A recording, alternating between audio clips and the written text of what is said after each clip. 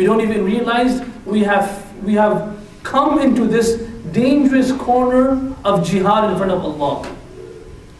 And the Prophet ﷺ said that everybody can expect to be forgiven by Allah except for that person who puts himself in this dangerous corner by committing sins openly, by announcing sins, by doing things openly. We had friends, when they were told this, when they would sit in the car, one person here, and they know they have a CD in the CD player, they want to play the song, they want to play the music CD, but because one of them did not want to become a means for the other one listening, they would wait the whole time in the car. Who's going to touch it first?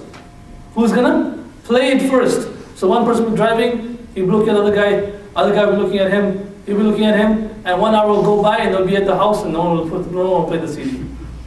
Because this is a very scary thing, where through whatever we post, whatever sin we do, if somebody gets prompted and gets inspired to do that sin that we have committed, then we have put ourselves in the category of jihad as a person who has done something openly, and now we should be afraid that Allah may not accept our tawbah.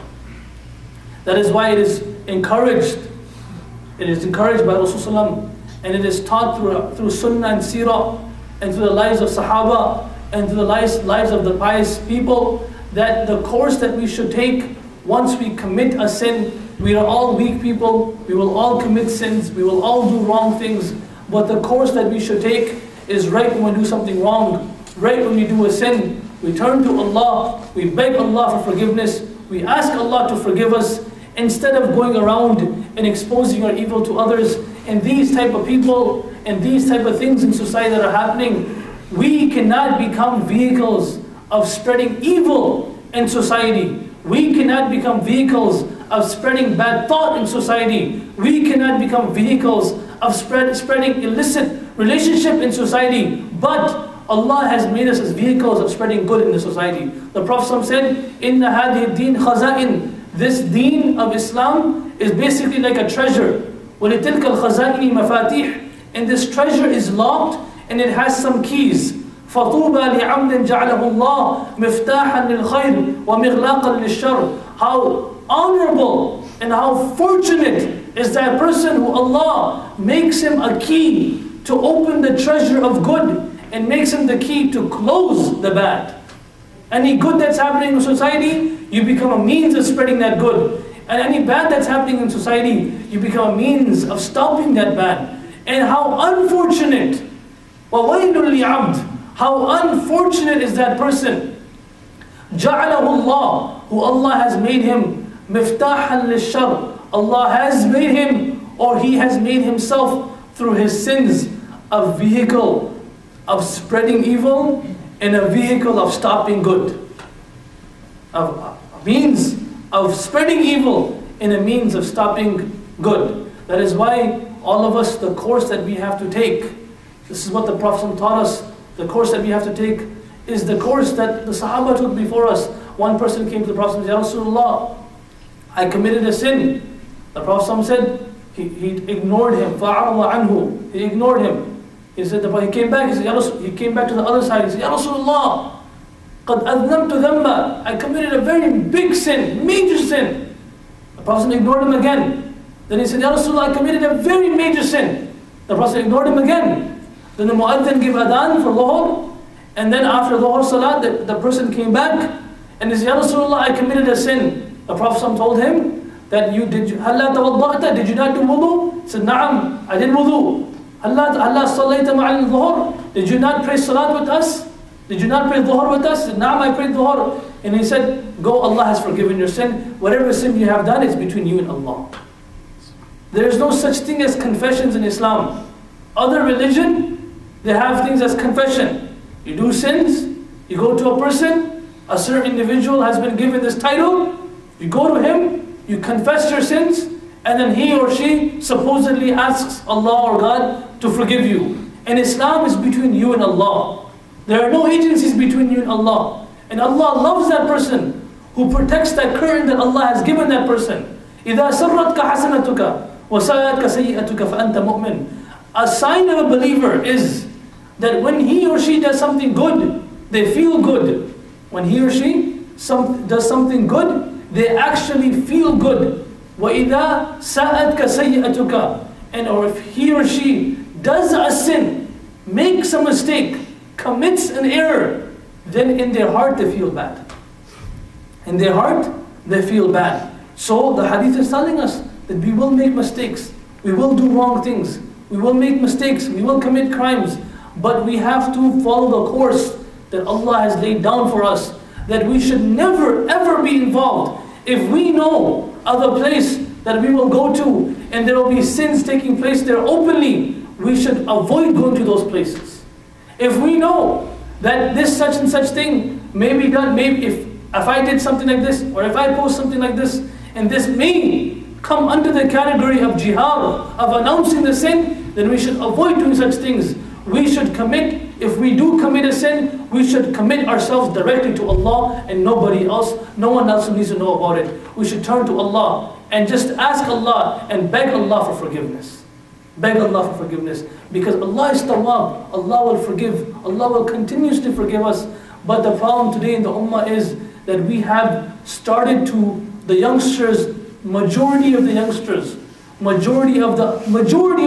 today in our society, we chit-chat, we talk, and then we discuss things that we should not be discussing, and then these things that we discuss become thoughts that other people want to start committing these sins, and na'udhu billah, unfortunately, sometimes those people actually start committing those sins. So may Allah subhanahu wa ta'ala make us among those who actually honor the curtain that Allah has bestowed them with, who actually honor it. They don't rip it, they don't tear it, they honor that curtain that Allah has given them. May Allah make us among those who will never be disgraced in this world and the hereafter, because a person, when he has reached this level in society, that he does not care what his mom says, he does not care what his dad says, he does not care what people think of him, he does not care about anything. Carelessness, to not care, to have no fear. You know how those shirts say? No fear. No fear. To have no fear, to not care, this is a quality that is looked down upon by every religion, by every society. Not only Muslims, not only Islam, every society, nobody likes this. You see somebody that's poor anywhere in the world. You see a picture of somebody on CNN or on BBC or on internet of a young child who has no clothes to wear, and you can tell that he's hungry and he's faced poverty and he has faced problems in his life, and you don't even know him. You don't know his name, you don't know where he lives, you don't know anything about this person, but a human heart will go out for this person, will care for this person, will feel sympathetic for this person, because Allah has made this heart of a human to actually care about things. Allah has inhibited this care in every human being's heart. Allah has inhibited this feeling of sympathy in everybody's heart. But that person, when he continuously does sins, and this repetition of sins, what happens is this care that people will see what I'm doing, this fear that people will actually see. Abdullah bin Abbas says, Ya sahib al-dhanb, la ta'man aqibata dhanbika, فَإِنَّ مِمَّا يَتَّبِعُ الذَّنْبَ أَعْظَمُ مِنَ الذَّنْبِ. Abdullah bin Abbas says, O person who is committing a sin, لَا تَأْمَنْ عَاقِبَةَ ذَنْبِكَ. Do not be complacent. Do not be at ease. What will come, the consequences of the sin that will come after the sin is actually worse than the sin. The consequences of the sin after committing the sin is actually worse than the sin. فَإِنَّ عَدَمَ إِسْتِحْيَائِكَ مِمَّنْ عَنْ يَمِينِكَ وَمِمَّنْ عَنْ شِمَالِكَ أَعْظَمُ مِنَ الذَّنْبِ. Your shamelessness that you made the innocent angel that's sitting on your right and the innocent angel that's sitting on your left, you made them witness this sin that you committed, this shamelessness, this immodesty that you had, that you took these two angels along with you to a place where sin is being committed openly. You took these two angels along with you to a pub. You took these two angels along with you to a place where you should not have been. And these two angels had to witness this. This shameless act of yours is actually worse than the sin. It's actually worse than the sin. وَإِنَّ فَرْحَكَ بِالذَّنْبِ إِذَا غَفَرْتَ بِهِ أَعْظَمُ مِنَ الذَّنْبِ. And that sense and that feeling of achievement that you had in your heart once you committed a sin, and that feeling, oh, I did it, yes, it's done. Or I went there and I did this. And that sense of achievement, that you did something, that sense of happiness that comes in your heart once you commit a sin is actually worse than the sin itself. وَإِنَّ حُزْنَكَ عَلَى مَا فَاتَكَ مِنَ الذَّنْبِ أَعْظَمُ مِنَ الذَّنْبِ. And the grief, your friends had to go somewhere, or some people went somewhere, and you found out that they did such and such thing.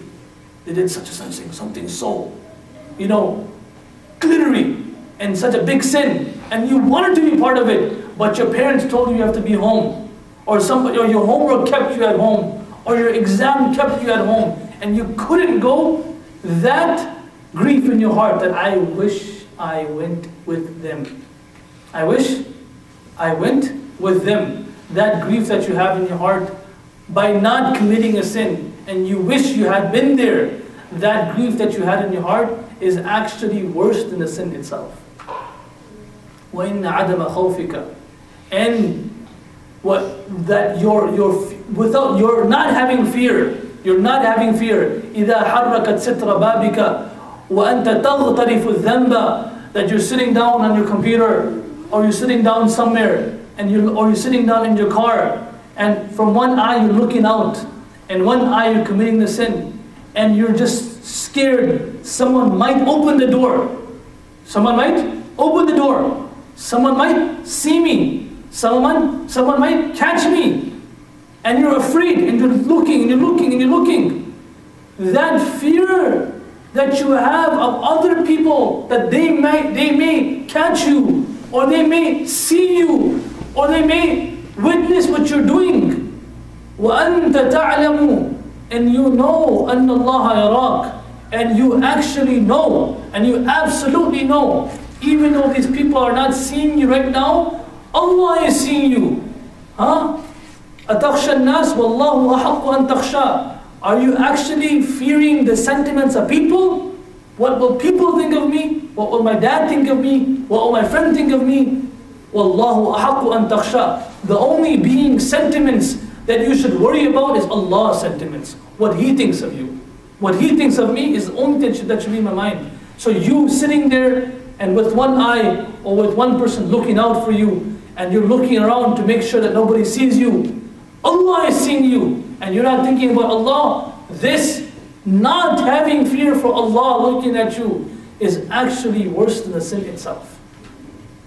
So my dear respected brothers and elders and fellow youngsters and sisters in Islam, Allah has given us a course to take.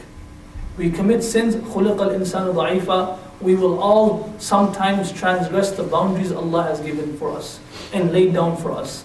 But when we do go that way, there is absolutely a course that we must take. And that is, turn back to Allah. Turn back to Allah. قُلْ يَا عِبَادِيَ الَّذِينَ أَسْرَفُوا عَلَىٰ أَنفُسِهِمْ لَا تَقْنَطُوا مِنْ رَحْمَةِ اللَّهِ إِنَّ اللَّهَ يَغْفِرُ الذُّنُوبَ جَمِيعًا. Turn back to Allah. Raise your hands. فَإِن لَمْ تَبْكُوا فَتَبَاكَوْا. If you can't cry, pretend you are crying. Be humble in front of Allah. Shed some tears and say, Oh Allah, forgive me for what I have done.